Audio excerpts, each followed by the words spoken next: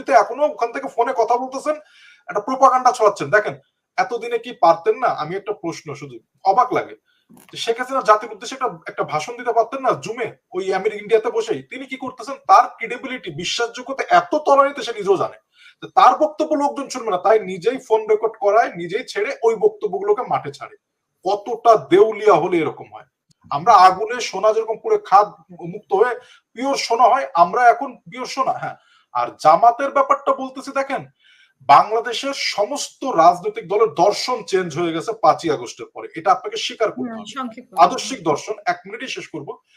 আমরা ইন্টারনাল পলিটিক্সে জনগণের সেবা তরিকাটা আলাদা হতে পারে, রাষ্ট্র ক্ষমতা যাওয়ার জন্য তরিকাটা আলাদা হতে পারে, কিন্তু একটা ব্যাপারে যেটা কোন রাজনৈতিক দলের দর্শনে ছিল না, এখন একটু দর্শনে পরিণত হয়েছে, আমরা যতই নিজেদের মধ্যে ক্ষমতা এবং জনগণের সেবা করার ব্যাপারে যতটুকুই আমরা টেকনিক কিংবা পরিকল্পনা নিই না কেন, একটা ব্যাপারে সবাই একমত, এবং ওই একটা প্ল্যাটফর্মে আমরা সবাই সামিয়ানার নিচে এসে দাঁড়ায় যাব, আওয়ামী লীগ নো মোর। আপনি দেখেন কালকে আওয়ামী লীগ আসুক, আমাদের জামাত শিবির, ছাত্র জনতা, বিএনপি, ছাত্রদল, ছাত্রলীগ সবাই একসাথে। আওয়ামী লীগ 17 বছর আগেও ভালো ছিল না, আওয়ামী লীগ ভালো ছিল 1973-এর আগ পর্যন্ত, তারপরে আওয়ামী লীগ নেই। মানে যারা আওয়ামী লীগ করেন কিংবা মানে সূক্ষ্মভাবে আওয়ামী লীগের সাপোর্ট করতে চান, তাদের 2008 সালে কিভাবে আওয়ামী লীগ ক্ষমতায় এসেছিল, ওখানে ওটা আর একটা তর্ক, ওটার জন্য একটা পুরো এপিসোড করতে হবে আপনাকে, আপনি যদি চান। ঠিক আছে, 10 মিনিট 5 মিনিটের একটা সবাই জানে। ঠিক আছে, let's not get into that. তাহলে আপনি যে প্রশ্নটা করতেছেন না, 2008 সালের যে নির্বাচনটা হয়েছে, এখানে অনেক রিগড। যেমন আমি খুলনাতে বাড়ি, আমি আপনাকে বলি, আমি খুলনাতে বাড়ি, খুলনা 2 আসন আমার। এটা একসময় সবুর খানের সিট ছিল মুসলিম লীগের। আমাদের ওখানকার ক্যান্ডিডেট ছিলেন তখন 2008 সালে নজরুল ইসলাম মঞ্জু, আর আওয়ামী লীগের ক্যান্ডিডেট ছিল মিজানুর রহমান মিজান। তো জোরপূর্বক তারা মিজানুর রহমান মিজানকে জয়ী ঘোষণা করে দিয়েছিল। ঠিক আছে, তো খুলনার ওই জায়গাটাতে এত বিএনপির লোকজন ছিল, আর্মি লাস্টে গুনতে বাধ্য হয়েছে, আবার 1500 ভোটে আমাদের মঞ্জু ভাই জিতে গেছে। এরকম বহুত উদাহরণ আছে, আমি একটার বলবো, আমি ওই সঙ্গে যেতেই চাচ্ছি না। There is so much controversy in there. ঠিক আছে, 1 বাই 1 300 আসন যদি বলতে চান আপনি। বাট আমরা যে আচ্ছা ঠিক আছে, আওয়ামী লীগের কথা বাদ দিলাম, বিএনপির কথাই যদি আসি, বিএনপিকে আমরা এখন দেখতে পাচ্ছি যে সব দিক থেকে ভালো নেতা, ভালো ভালো কথা বলছেন, কিন্তু ক্ষমতা যাওয়ার পরে এই ভালো ভালো কথা যদি না থাকে, তখন জনগণ কি করবে? রাইট রাইট, এটা তো সবার ক্ষেত্রে প্রযোজ্য, এটা সবার ক্ষেত্রে। দেখেন আপনি ভালো অঙ্গীকার করছেন, আপনি 31 দফা আমরা দিয়েছি। ঠিক আছে, একটা জিনিস কি, আমরা যে দুধে দোয়া তুলসী পাতা তা না, আমরা ভুল থেকে শিক্ষা নিতে পারি। ঠিক আছে, এটা আপনি দেখবেন না, আপনাকে বলি, আওয়ামী লীগের রাজনীতির স্যাবোটাজটা দেখেন, যেটা বিএনপি করবে না। শেখ মুজিবুর রহমান তার জীবন দশায় তার গুন্ডা বাহিনী পাঠিয়ে ভাসানী তার সম্মেলনকে পণ্ড করে দিয়েছিলেন। এই হচ্ছে রাজনৈতিক গুরু ভাসানী, এটা তো সবাই জানে। এই ইতিহাস বলবেন না ফখরুল ভাইরা? 1957 সালে জিন্না ভাই 1957-তে পুরান ঢাকার রূপমহল সিনেমা হলে। হ্যাঁ, তো এই হচ্ছে এনাদের রাজনৈতিক গুরু চরিত্র। এই ইতিহাস বাঁচবে না, ওনাদের যতটুকু ফিট হয়। সমস্যা এইখানে, আত্মসমালোচনা সহ্য করতে পারে না। দেখেন এনাদের বলে, এনাদের কথা বলতে দিতে হবে। গত 17 বছর প্রত্যেকটা মিডিয়াতে, মানে বাংলাদেশে এখন তারা পালায় গেছে বলে তারা এখন সূক্ষ্মভাবে বলার চেষ্টা করতেছে, আমাদেরকে কথা বলার সুযোগ দেন অতীত নিয়ে। আমরা তো অতীত নিয়ে টানতে চাই নাই। আইন করে দেশনায়ক তারেক রহমানের বক্তব্য ই করা, এটা তো একটা গণতান্ত্রিক দেশ। এটা কি, এটা কোন ধরনের জাস্টিস হলো? আপনি আইন করে বন্ধ করে দিচ্ছেন, আপনি তো এখনো ওখান থেকে ফোনে কথা বলতেছেন, একটা প্রোপাগান্ডা ছড়াচ্ছেন। দেখেন এতদিনে কি পারতেন না? আমি একটা প্রশ্ন, শুধু অবাক লাগে, শেখ হাসিনা জাতির উদ্দেশ্যে একটা ভাষণ দিতে পারতেন না জুমে, ওই আমেরিকা ইন্ডিয়াতে বসেই। তিনি কি করতেছেন? তার ক্রেডিবিলিটি, বিশ্বাসযোগ্যতা এত তলানিতে সে নিজেও জানে তার বক্তব্য লোকজন শুনবে না, তাই নিজেই ফোন রেকর্ড করায়, নিজেই ছেড়ে ওই বক্তব্যগুলোকে মাঠে ছাড়ে। কতটা দেউলিয়া হলে এরকম হয়? যাক, ওই আলোচনা করতে যাব না।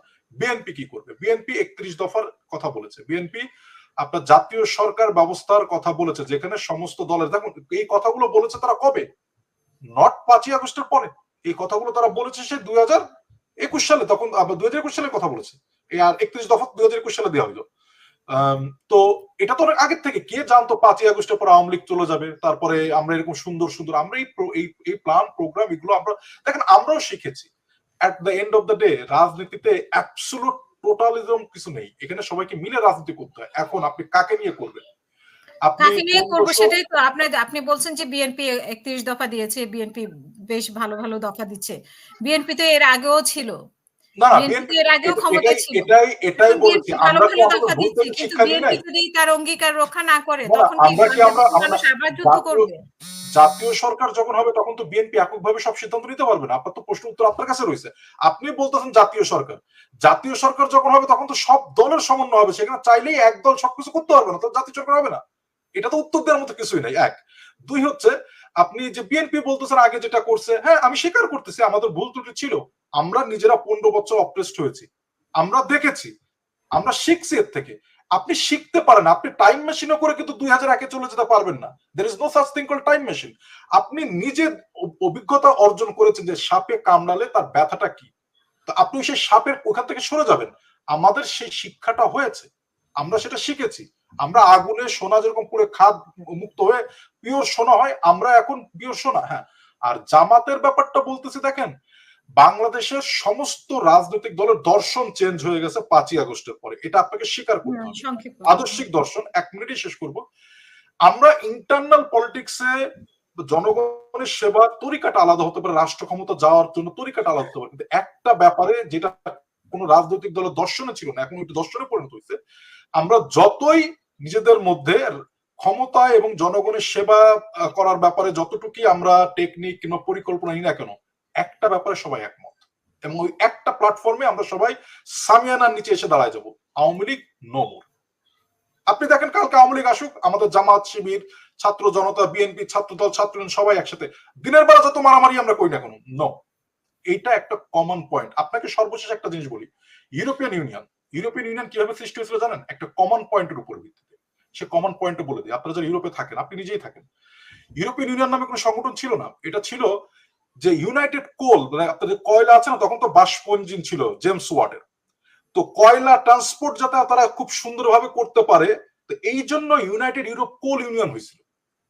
এটা ছিল একটা কোল নিয়ে তৈরি, কয়লা নিয়ে, এবং এটাই আস্তে আস্তে আস্তে আস্তে দেখলো যে অ্যাকচুয়ালি এটা তো কাজ করছে খুব সুন্দরভাবে, তো ঠিক আছে আমরা এটাকে আরো একটু বিস্তৃত করি পলিটিক্যালি, ইকোনমিক্যাল এবং সব ফ্যাক্টর, এবং আস্তে আস্তে এটা ইউরোপিয়ান ইউনিয়ন হয়ে গেছে।